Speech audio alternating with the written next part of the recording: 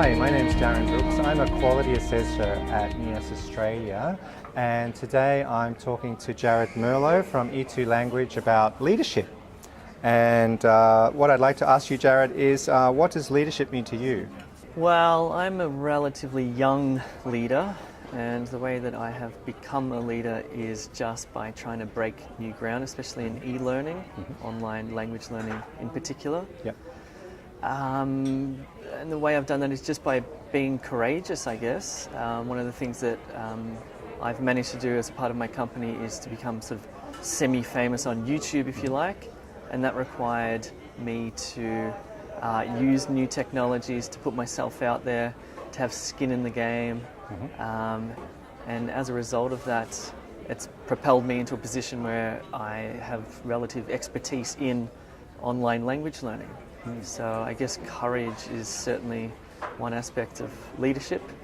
One of the things that happens, we employ, we've got about 60 employees now, and most of those employees are older than me. And so I'm still a leader, and yet I'm a younger leader. So I guess one of the ways in which I am able to do that is by being collaborative as well. I don't like any sort of top-down management strategy, if you like. I like to talk to people, I like to get their ideas, and then I like to use my intuitions as to which direction things should go. And I think one of the reasons why is because I have a big vision for my company, and having that big vision allows me to lead because I think I know what the final destination is. Cool.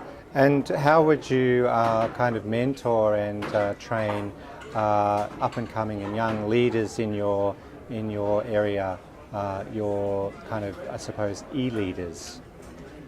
Yeah, so we employ people to do content writing, for example, for our website, to create materials, and it's often the first break they get away from the classroom.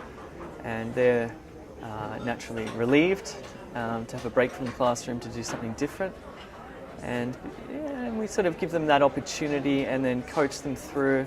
And because we're breaking new ground and doing this, we don't really know what we're doing. It's all very experimental, but we just experiment together.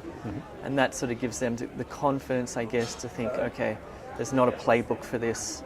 It's something that they have to learn on the job. They have to be creative. They have to use their lateral thinking skills, stuff like that. Okay.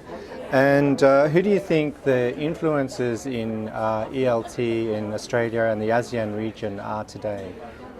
I have no idea. No.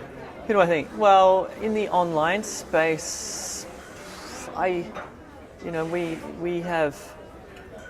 dabble in, not dabble, we do test preparation. So we have competitors doing test prep stuff. We're not competing with language schools, we're not competing with universities, and I'm sure there are plenty of leaders in those positions. We're competing with people who are trying to do their online thing on YouTube and other social media channels like that, or by building their own technology. So I can't name names, but I'm sure people building new technologies would be some of those people.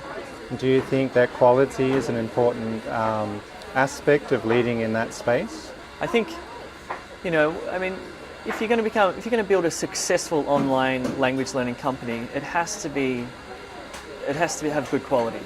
Because if it works, people will come back and use it, people will tell their friends about it. So ultimately that's our mission, is to build something that works. So quality is definitely there. I think if you get that right, everything else falls into place. So thinking about quality, thinking about operating online and test preparation, how do you think we can best connect across the region? I think some of the new digital streaming technologies are the best things to connect people. So we use Zoom, for example, as our VoIP, like our Skype type of application for teaching. We do one-on-one, we do live group classes, so that connects us. We can have one teacher in our studio in Melbourne connected across. We've had up to 700 people join our live classes. So, from a teacher to student perspective, that's how we connect. We also use it from teacher to teacher when we're doing content writing collaboration, for example. So certainly digital streaming technologies, it just breaks boundaries, breaks barriers. Yeah. Well, it's certainly given us a really good insight into leading online and the quality aspects of leading online. And thank you very much for giving us your thoughts today. Cool. Thank you.